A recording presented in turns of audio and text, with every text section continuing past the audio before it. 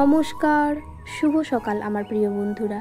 আশা করি আপনারা সকলেই খুব ভালো আছেন, আমরাও ভালো আছি। আজ রবিবার, ঘড়িতে 7:30 মতো বাজে। এখন আমি বেডরুমে এসে বালিশের ওয়ারগুলো খুলে নিচ্ছি, একটু পরিষ্কার করে নেব। আর পুজো তো চলে এসেছে, এগুলো আমরা সারা বছর করে থাকি, কিন্তু এই কাচাকুচিটা আমার পুজো উপলক্ষে। বালিশের ওয়ারগুলো আমার খোলা হয়ে গেছে, এখন আমি বেড কভারটা তুলে দেব। নিচে যে বেড কভারটা পাতা আছে সেটা আর কাচবো না, এই কয়েকদিন আগে কেচেছি, তাই ওই বেড কভারটা একটু ঝেড়ে দেব। তারপর নতুন একটা বেড কভার আমি ওর ওপর পেতে দেব।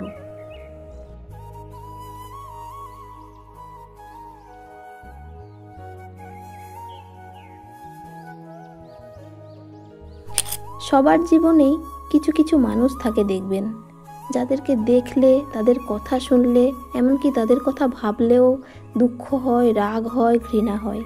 কিন্তু নিজেকে এমনভাবে ব্যস্ত রাখতে হবে যাতে দুঃখ, ঘৃণা, রাগ এগুলো কোনো মতেই না আসে, এগুলো ভাবার মতো সময়ও না পাই আমরা।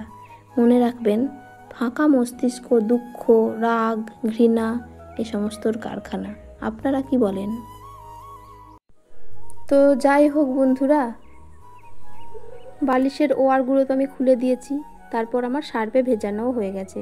ওটা অবশ্য আমি অফ ক্যামেরায় করেছি। এখন আমি বালিশগুলো একটু রোদে দিয়ে দিচ্ছি, ভীষণ রোদ উঠেছে আজ, আর লোভ সামলাতে পারলাম না, বালিশগুলো রোদে দিয়েই চলে এলাম।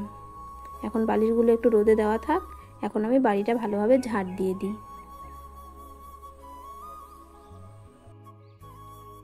আমার ভিডিওগুলো আপনাদের কেমন লাগছে একটু কমেন্ট করে জানাবেন।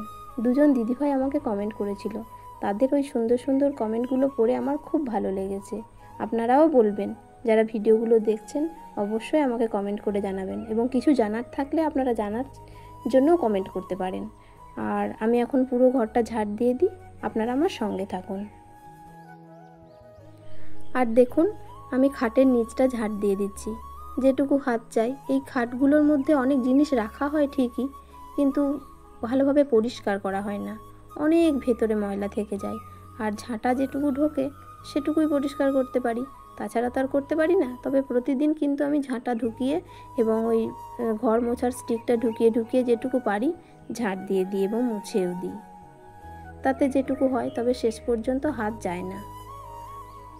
একদিক থেকে ভালো এই খাটগুলো, কিন্তু অন্য দিক থেকে দেখতে গেলে ওই নর্মাল যে খাটগুলো হয় সেগুলোই ভালো, ভেতরটা পুরো পরিষ্কার থাকে ওই খাটগুলো হলে। যাই হোক, কি করা যাবে।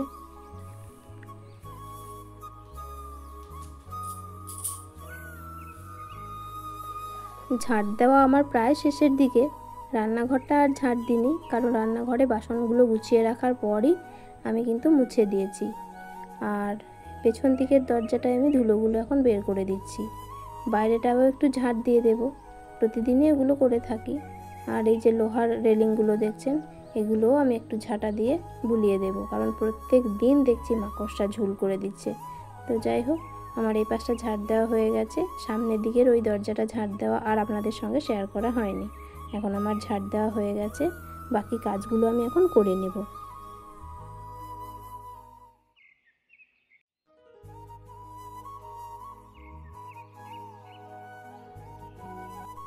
ঘরটা মুছে নিচ্ছি। আজ তো রবিবার, ছেলে বর দুজনেই কিন্তু বাড়িতে আছে। ছেলে একটু পড়তে বসেছে, আর বর অন্যান্য কাজ অনেক আছে ওর, সেগুলো করছে।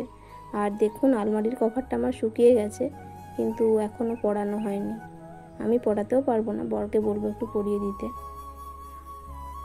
আগের দিন ঘরগুলো সব পরিষ্কার করেছি, বেশ ভালোই লাগছে। ঘর দৌড় পরিষ্কার থাকলে তো ভালোই লাগে।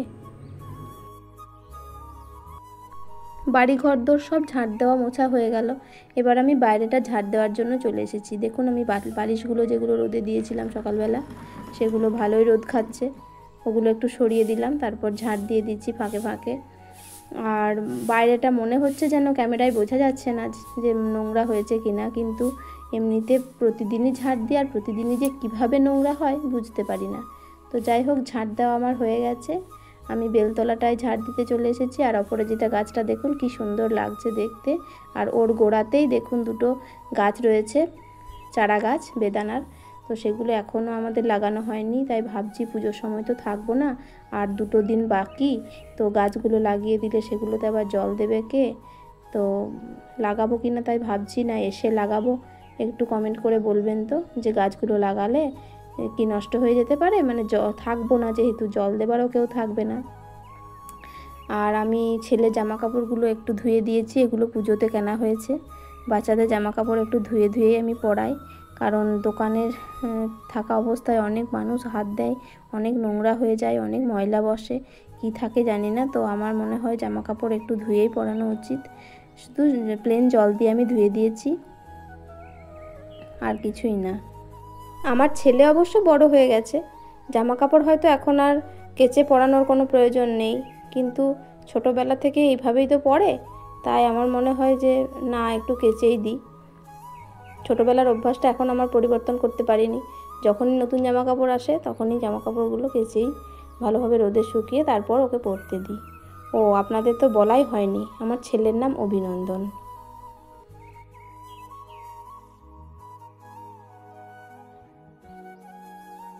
পুজোর জামা কাপড় কী কী কিনেছি সেগুলো আপনাদের সঙ্গে শেয়ার করা হয়নি, তবে নাইটি দুটো কিনেছি পুজো উপলক্ষে।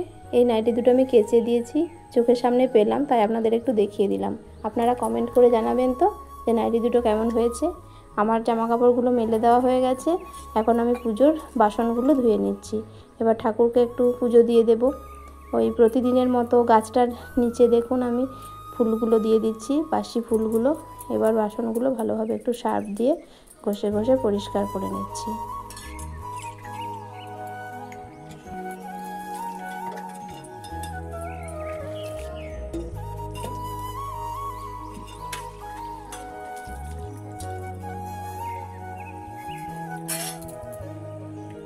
ঠাকুরের বাসনগুলো আমার ধোয়া হয়ে গেল, এবার ঠাকুরের জন্য একটু ফুল তুলে নেব। নয়নতারা গাছটায় আজ অনেক ফুল ফুটেছে, তাই সমস্ত ফুলগুলো তুলে নেব, একটু অপরাজিতা ফুলও তুলে নেব। এখন আমি একটু তুলসী পাতা তুলে নিচ্ছি। আর দেখুন কত জামা কাপড় আমি মেলে দিয়েছি, বালিশের ওয়ারগুলোও মেলে দিয়েছি, কিন্তু রোদ একদম নেই। হঠাৎ করে দেখছি মেঘলা হয়ে গেল, তো বালিশের ওয়ারগুলো মনে হয় আজ আর শুকোবে না।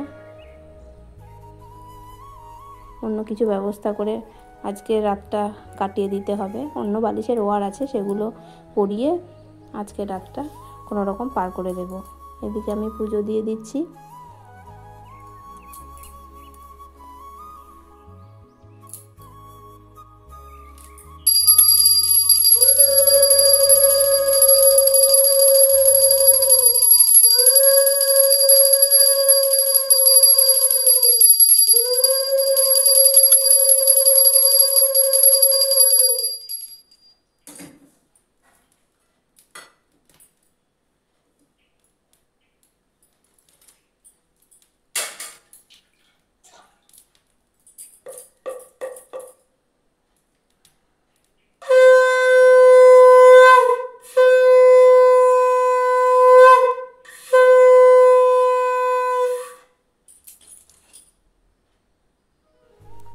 ভগবানের পুজো দেওয়া আমার হয়ে গেছে, এখন আসুন আপনারা আমার ভগবান দর্শন করে নিন।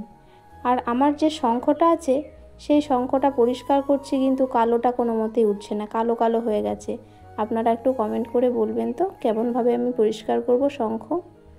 এদিকে আমি মশলা বেটে নিচ্ছি, আজ রান্না হবে চিকেন, তাই একটু টমেটো, আদা কুচি, একটু পেঁয়াজ, একটু রসুন আর কাঁচা লঙ্কা, তার সঙ্গে একটু গোটা জিরেও দিয়ে দিয়েছি। গোটা জিরেটা আধ ঘন্টা ভিজিয়ে রেখেছিলাম। আর রান্নায় আজকে আমি কিন্তু কোনো রকমের শুকনো লঙ্কা বা কাশ্মীরি লঙ্কার গুঁড়ো কিছুই ইউজ করছি না, কাঁচা লঙ্কা দিয়েই করব। দেখি আজ চিকেনটা কেমন হয়। বন্ধুরা, ষষ্ঠীর দিন কিন্তু আমি বাপের বাড়ি চলে যাব। পুজোতে আমি কোনো দিন কোথাও থাকি না, জন্মের পর থেকে আমার তো মনে পড়ে না কোনো দিন অন্য কোথাও পুজো দেখেছি। বাপের বাড়িতেই পুজো দেখব, আর বাপের বাড়ির পুজো আপনাদের সঙ্গে শেয়ার করব।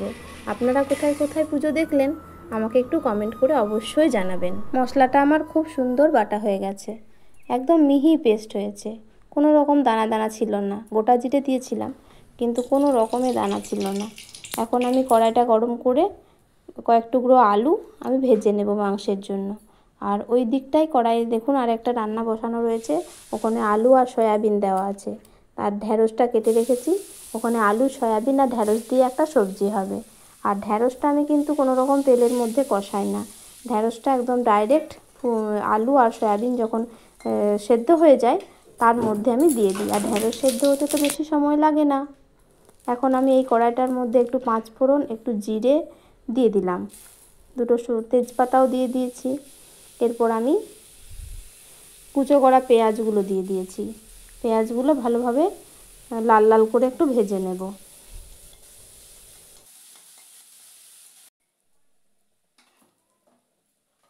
পেঁয়াজ কুচোটা দেখুন আমার লাল লাল করে ভাজা হয়ে গেছে। এখন আমি যে মশলাটা মিক্সার গ্রাইন্ডারে বেটেছিলাম সেই মশলাটাই দিয়ে দিচ্ছি।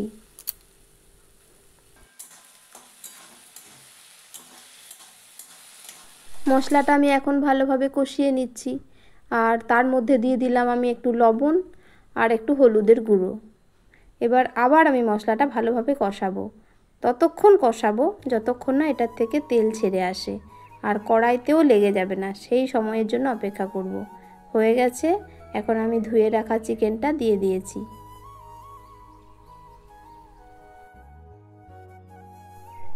মশলার সঙ্গে চিকেনটা আমার কষানো হয়ে গেছে। এই অবস্থায় আমি ভেজে রাখা আলুটা দিয়ে দিলাম। এরপর আরেকবার ভালো করে কষাবো। কষানো কমপ্লিট, এখন আমি একটু জল দিয়ে দিচ্ছি ঝোলের জন্য। আজ আমি চিকেনের ঝোল বানাবো, তাই জন্য একটু বেশি করে জল দিয়ে দিয়েছি।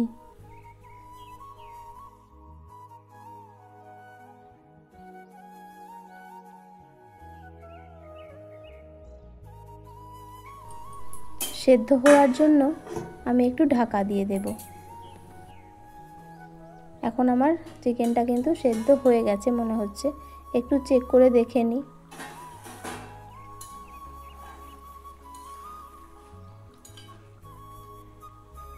আলুটা আমি চেক করে দেখে নিয়েছি, হয়ে গেছে।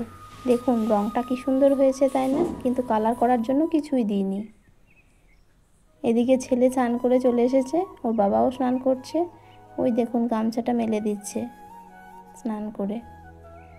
ও বাড়ির ভেতরে চলে এসেছে। এখন এদেরকে খেতে দিয়ে দেব, আমিও খেতে বসে পড়ব। আমি খাবার রেডি করে নিয়েছি। আসুন ভিডিওটা পুরো দেখুন, আশা করি আপনাদের ভালো লাগবে। আর ভালো লাগলে অবশ্যই একটা কমেন্ট করে জানাবেন, কারণ আপনাদের কমেন্ট পড়তে আমার খুব ভালো লাগে। ছেলে আর বর রান্নাটা খাবার পর বলল খুব ভালো হয়েছে। এই কথাটা শুনে খুব খুশি হয়ে গেলাম। এত কষ্ট করে বাড়ির সমস্ত কাজ শেষ করার পর রান্না বান্না করে যদি একটু প্রশংসা পায়, খুব ভালো লাগে, তাই না বন্ধুরা? বন্ধুরা, ষষ্ঠীর দিন আমি কিন্তু বাপের বাড়ি চলে যাব, আর আপনারা সেদিন থেকে বেশ কয়েকদিন বাপের বাড়ির ভ্লগ দেখতে পারবেন। তো যাই হোক বন্ধুরা, ভিডিওটা আজ এ পর্যন্তই। দেখা হচ্ছে আপনাদের সঙ্গে নতুন কোনো ভিডিওতে। আর আমার ভিডিও যদি আপনাদের ভালো লেগে থাকে তাহলে লাইক, কমেন্ট, শেয়ার এবং সাবস্ক্রাইব করার অনুরোধ রইল। আপনারা সুস্থ থাকবেন, সাবধানে থাকবেন, ভালো থাকবেন। ধন্যবাদ।